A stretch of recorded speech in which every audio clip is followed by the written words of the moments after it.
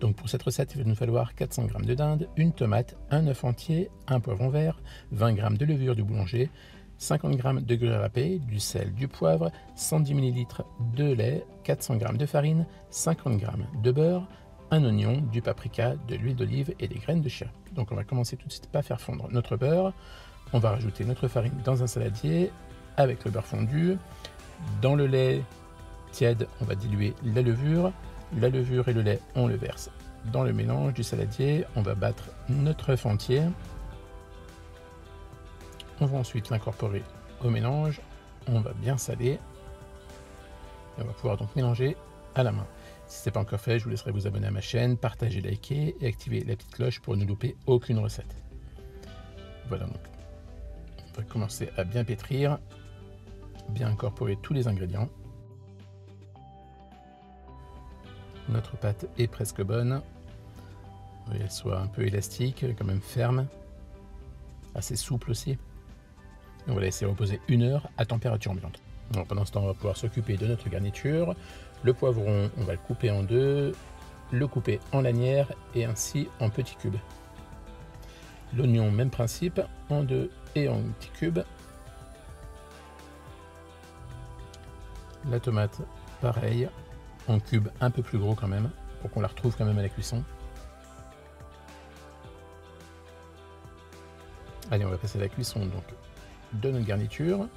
Les oignons et les poivrons, on va les faire revenir assez vivement à l'huile d'olive. On va bien sûr assaisonner en sel et en poivre. Pendant la cuisson, on va s'occuper de notre dinde, donc un beau filet de dinde qu'on va venir couper en lanières. Et ensuite en petits morceaux.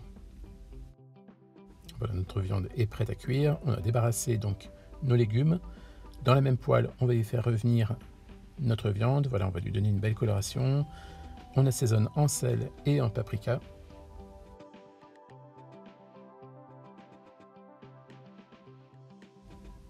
Voilà, c'est à ce moment qu'on peut rajouter les tomates, notre garniture de poivrons et oignons. On va faire revenir l'ensemble quelques minutes. On va pouvoir laisser donc reposer tout ça le temps de s'occuper de notre pâte. Alors voilà, au bout d'1 heure, la pâte a légèrement poussé. On va pouvoir donc l'étaler au rouleau. N'oubliez pas de bien fariner le plan de travail pour éviter que la pâte ne colle. Voilà, quand on a un beau disque, donc on va pouvoir verser notre garniture. Quand la garniture était froide, j'ai ajouté donc le gruyère râpé pour éviter qu'il fonde. Attendez bien que votre garniture soit froide pour mettre sur la pâte. Et on va commencer à rabattre chaque bord comme ceci. Voilà, donc là j'ai opté pour un buns donc familial assez gros à partager. Vous pouvez faire ça donc individuellement, pas de souci.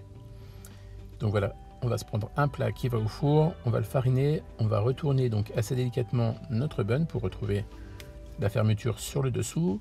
À l'aide d'un pinceau et un peu de lait, on va venir badigeonner le dessus assez généreusement et on va venir disposer des graines de chia sur le dessus.